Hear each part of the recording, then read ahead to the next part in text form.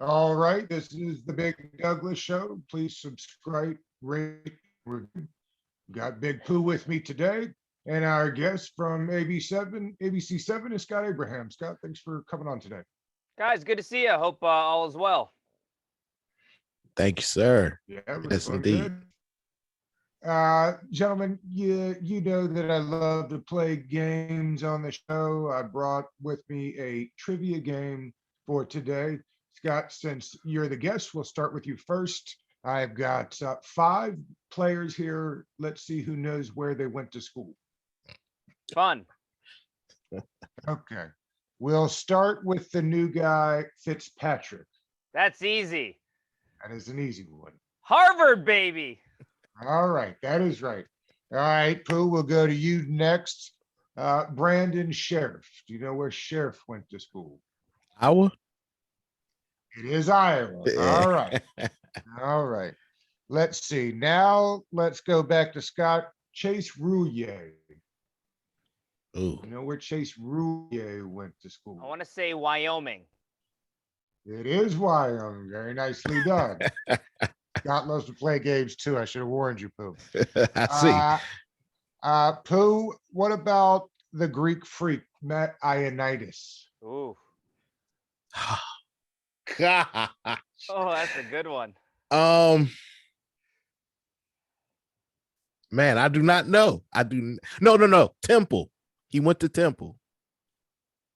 Man. It's- Temple man.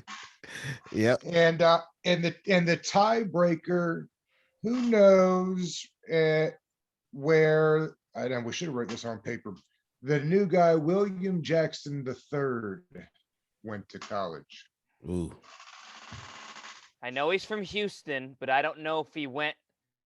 I don't know if he went to school down there. I have no idea where he went to William college. Jackson. He's from Houston. Yeah, I'm stumped on that one. You got me I don't on know this. why. Well, no, he went to. Yeah, I'm going to go with Houston Cougars, University of Houston. It is Houston. You were on it. Right. There you go. Very Yeah, nice. buddy. The first 3 for round 3. How trivia. about that, Big Doug? Come on now. You got it. You got it. Oh man. When Scott came on during the regular season, we do the over-unders. So I know Scott's a big fan of the games. Scott, the big news of the day was Julio Jones. Do you think they ever had any interest in him? No, and I was pretty outspoken saying I don't think they need Julio Jones. I don't think it fits what they're trying to do. They're trying to build, obviously, and you'd have to give up a lot of draft capital. And I like the wide receivers they have in the room right now. I think their third-round pick, Diami Brown's going to be terrific. I think he's going to be a spark plug. They got the slot guy in Adam Humphries, and then don't forget Curtis Samuel and Terry McLaurin. And then you can use Antonio Gibson in terms of as a receiver as well. So I don't think Julio Jones fit what they're trying to do. He's an older veteran wide receiver. Several injuries over the last couple of years. Yes, he's a Pro Bowl, all-pro type player. But I think in terms of managing that salary cap, managing for future pieces down the road, I think it was the right move to stay put and not go after Julio. Scott, on the national level, there's been a lot of conversation about Washington and where they are concerning their quarterback situation. And me and Doug we don't see it the way national pundits see it. We believe that Ron decided to build the team and, not chase a quarterback. But a lot of national guys are saying Washington won't be competitive enough because they didn't go out and get their quarterback of the future or a, more favored veteran quarterback. What say you? I'm okay with Fitzpatrick. I mean, he showed he has plenty left in the tank in Miami. I know you're going to get all versions of Ryan Fitzpatrick, the good, the bad, and the ugly. But I will say this, that offense is not going to be boring. It's not going to be, dinking and dunking down the field like Alex Smith. He's going to push the ball down the field. He's going to take chances. There's going to be more big plays, but yes, probably more turnovers. but you do have a really good defense to kind of bail you out on those various occasions. So I'm okay with Fitzpatrick. Yes, it is a Band-Aid, guys. Right now, he's a Band-Aid, stopgap quarterback, 1-2 year rental. We've been talking about it for several years. Who's going to be the long-term future quarterback of the Washington football team? It was not Dwayne Haskins. Is it Kyle Allen? Is it Taylor Heineke? Are they good backup quarterbacks? Will there be another Matthew Stafford type quarterback that hits the free agent market last year? This coming year. You need there's always turnover of those veteran quarterbacks. Look at Aaron Rodgers. He's probably not going to be coming back to Green Bay. So there's always a solid veteran quarterback out there during the offseason. So I think of what they have now, the good defense, Fitzpatrick can do the job for a year or two here in Washington. So I'm okay with where they're at, and I'm happy that they did not go chase a quarterback in the draft where they had to trade up, give up a lot of draft capital. They stayed put, picked up a need in Jamin Davis at linebacker. So all in all, I'm happy with the direction so far at quarterback. Yeah, it's curious, Scott, because as the league kind of zigs towards chasing those young quarterbacks of the future, Ron has zagged here and is filling this roster out. And maybe this is the plan. Maybe they're not concerned about it. Maybe you get 2 or 3 years with Fitzpatrick and 2 or 3 years of Matt Ryan when the Falcons move on, and you just keep loading a roster and adding a quarterback. It'd be interesting. That you said something earlier, so I'll come back to it. You mentioned Humphreys. I've been on this for a little bit now. I'm curious. Say they go 6 receivers and you've got Terry McLaurin, Sanders, Diami Brown. I think Cam Sims has done enough to make the roster. Kelvin Harmon. I'm not convinced that Humphreys even makes the team. That's a solid point, and I'm with you on that, because you look at that wide receiver room, they're going to have to make a couple of big decisions. I mean, you have Harmon coming back from that injury. You have Antonio Gandy Golden. You have, as you mentioned, Cam Sims, Terry, Curtis Samuel. There's a lot of good wide receivers there. But who else would play slot though? Who would be your kind of your zigzag type guy that can get those, move those chains, move those crucial third down conversions? Maybe Curtis Samuel could play a little slot guy, but you also need somebody opposite of Terry McLaurin. Could that be Cam Sims?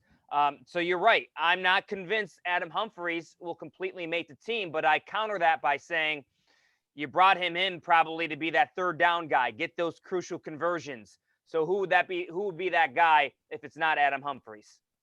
Yeah, I agree with you. I think that was one place they really struggled last year, was in the slot. Steve Sims Jr. didn't, give them what they were looking for. No, he did not. Yeah, I forgot about Steven Sims. I mean, I even mentioned him yet. So, Antonio Gandy Golden could be in trouble. Steven Sims could be in trouble. Kelvin Harmon. So it'll be interesting. It'll be a great competition in camp, guys. Very, very interesting. Another position, I want to go to the other side of the ball. And, of course, we have Chase Young. We have Montez Sweat, 2 premier young defensive ends. But nothing else. There's no depth, Big Pooh. That's what I was going to ask you about. What do you think Ron in Washington, the football team, will do? There's still some interesting veteran names out there, and Washington still has plenty of cap room to give one of them veterans a nice 1-year deal. Do you see them picking up a Justin Houston or, one of them veterans that's still out in free agency? Not now, but a little bit later on. I think the first couple of weeks of camp will tell a good story in terms of what Ron, what Jack, what they've been seeing. They like to rotate guys. That's why they've been so effective on the defensive line, because they're so deep. Remember, they didn't have Matt Ioannidis for most of the season, and they're going to have him back. So just think of all the guys they're going to be able to rotate in on that defensive line. But you're right, on those 2 bookends, you have Sweat, you have Chase Young. No more Ryan Kerrigan. So that begs the question, who's going to be that veteran pass rusher to maybe spell Chase, to maybe spell Montez Sweat?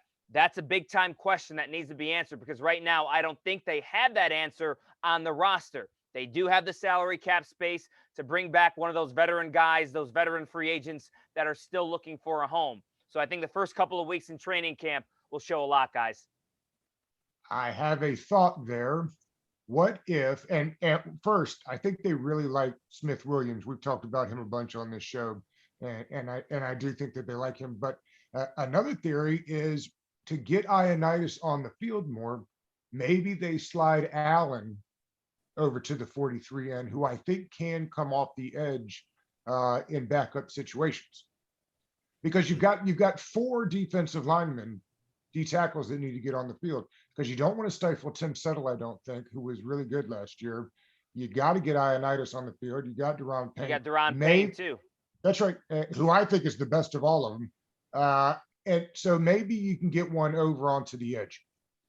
And that's a good point, Doug, because you have all these quality players on defensive line. You want them on the field, right? You don't pay them to sit on the sidelines, and they're all effective in their own way. They all have their strengths. So they're going to move these guys around. These are, it's like a chess game. They're like pawns, and they're going to want to put their best foot forward in terms of defense. I trust Jack. I trust Ron. They had that defensive, mindset during their playing days. I think they'll figure it out. But again, they need that speedster on the edge, that rush that can beat those offensive tackles when it comes down to crunch time or maybe a crucial third down play. Absolutely. I know if they plan to slide Allen to the DN, they better give him his extension before they do that. Hey, John, what do you think about sliding over a little bit this year? Where's my paper? Where's my money? Right. I want to ask you about Landon Collins. Mm-hmm. Now, we know he's been adamant that he isn't going to change the linebacker, and Ron doesn't like switching players out of positions, especially this far into their career. But last year showed that Cameron Curl was more than ready to play the position.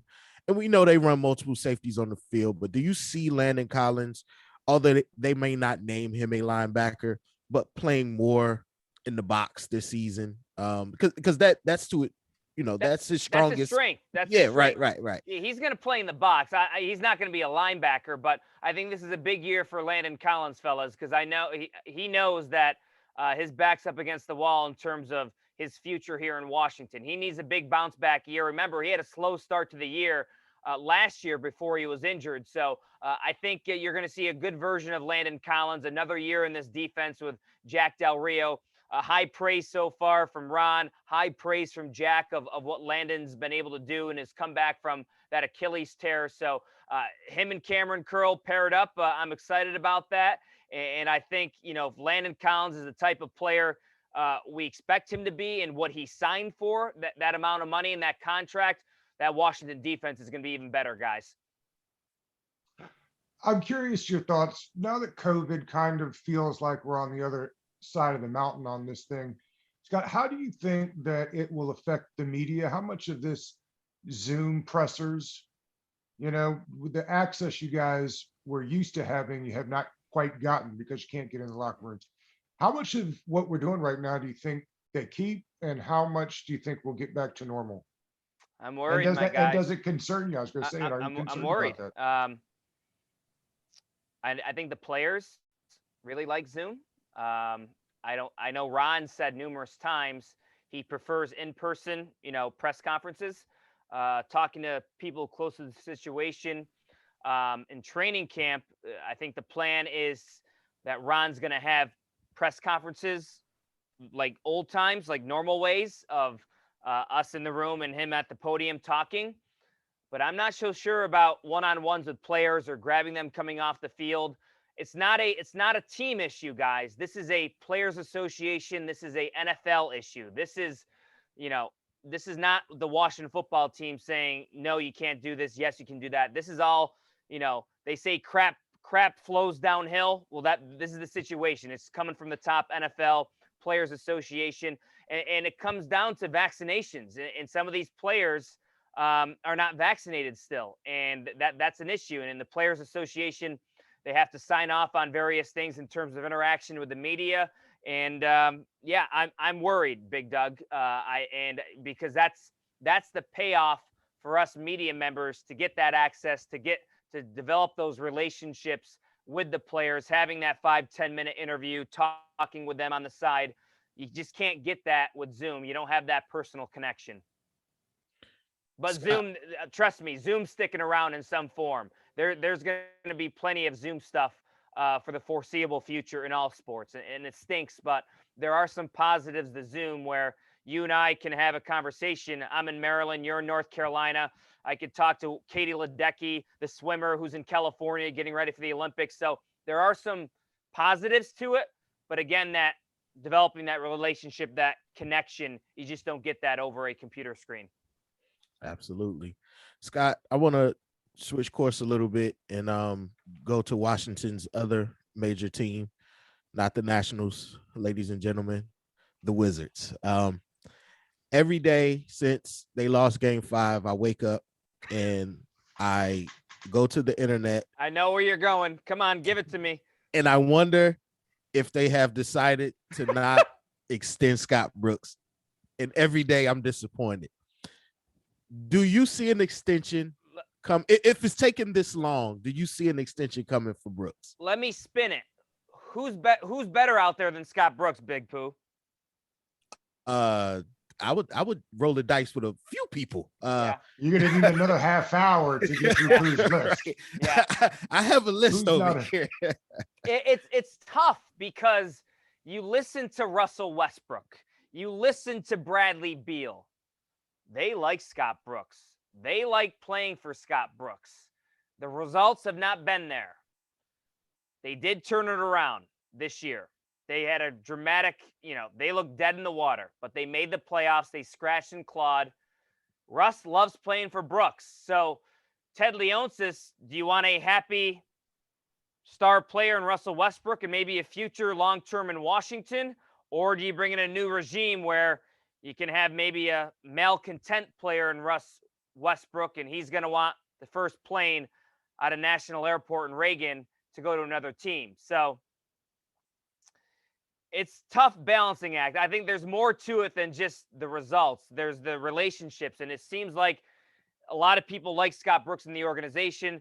Tommy Shepard, do you just blow the whole thing up again? Get Tommy out of here, get Scott out there?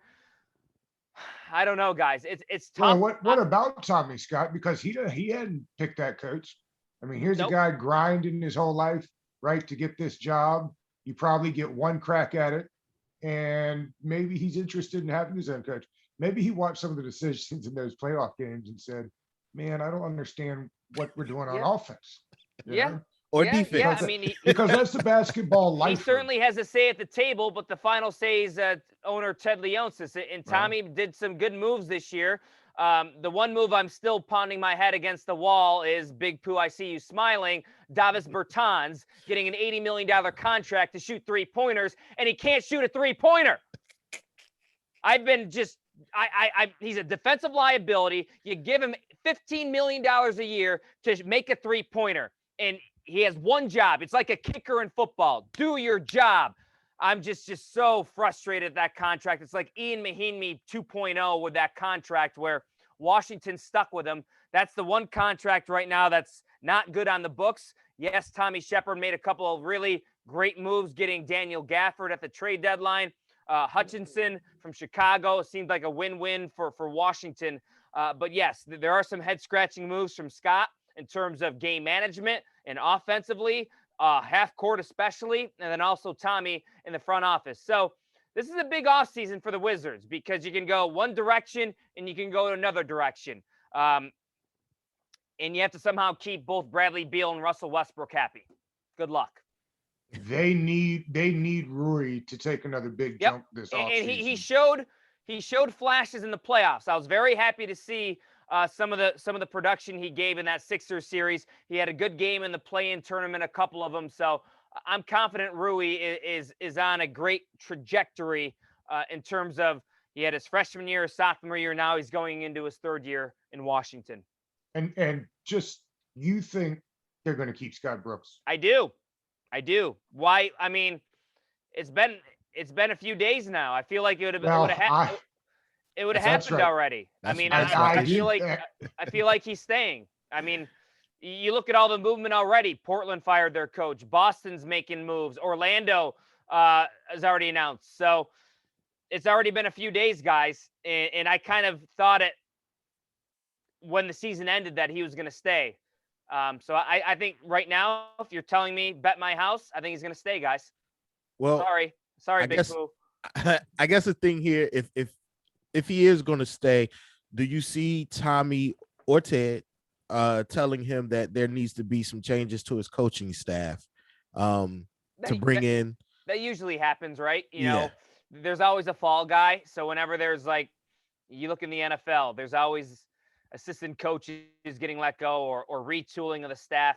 Yes, I think that would probably most likely happen if Scott Brooks stays. They will probably request that he make some changes. That's so disappointing. I know, buddy, but I think I think deep down, the longer this goes, Absolutely, the more likely Scott Brooks is staying, big fella.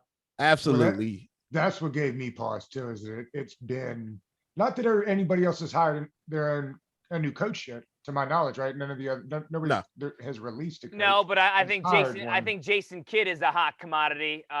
He turned down the Portland job, but I think he wants that Boston job, Jason Kidd. So yeah, Damian Lillard has made it be known he wants Jason Kidd or Chauncey Billups. For him to remain happy in Portland. He wants one of those guys, and so that's another situation that's being monitored. These star players, it's interesting. You gotta, unfortunately, sometimes cater to them to make them happy, because a happy star player equals, success. And that's another check for Brooks, right? And right, yeah. But Damian Lillard also serves as an example.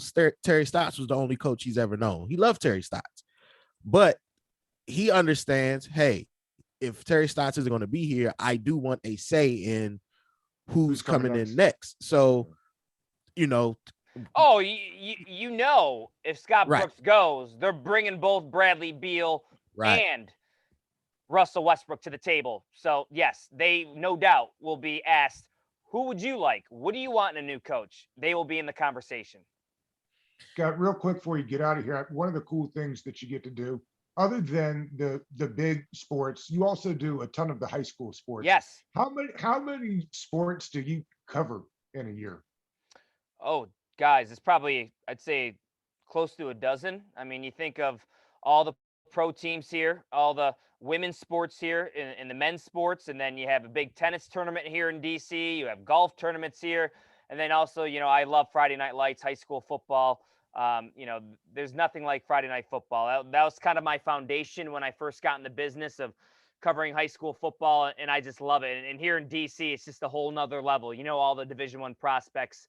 It's a hotbed for talent. So I'd say close to a dozen different sports I cover during the course of the year, and we keep busy. Like, unlike, I always joke around with the beat reporters of the Washington football team where they focus on the burgundy and gold and that's it. I have to juggle and figure out, how do I get on the Scott Brooks press conference and also talk to the Chase Young press conference? Oh, by the way, the Washington Capitals, Alex Ovechkin, he has a press conference. So it's a big juggling act. But I will say this, my days are never boring. It's always something new. It's always something different. You get that adrenaline rush every day. And that's why I love this business, because I'm never watching the clock. The clock is always chasing me, because I'm always on deadline. I have to be on TV at 5:20. I have to be on TV at 6:20. So it's always chasing me. I'm not in the office like, oh, is this day over yet? Oh, this day's dragging. Never, ever. There's always something to do. Scott, thank you for joining us.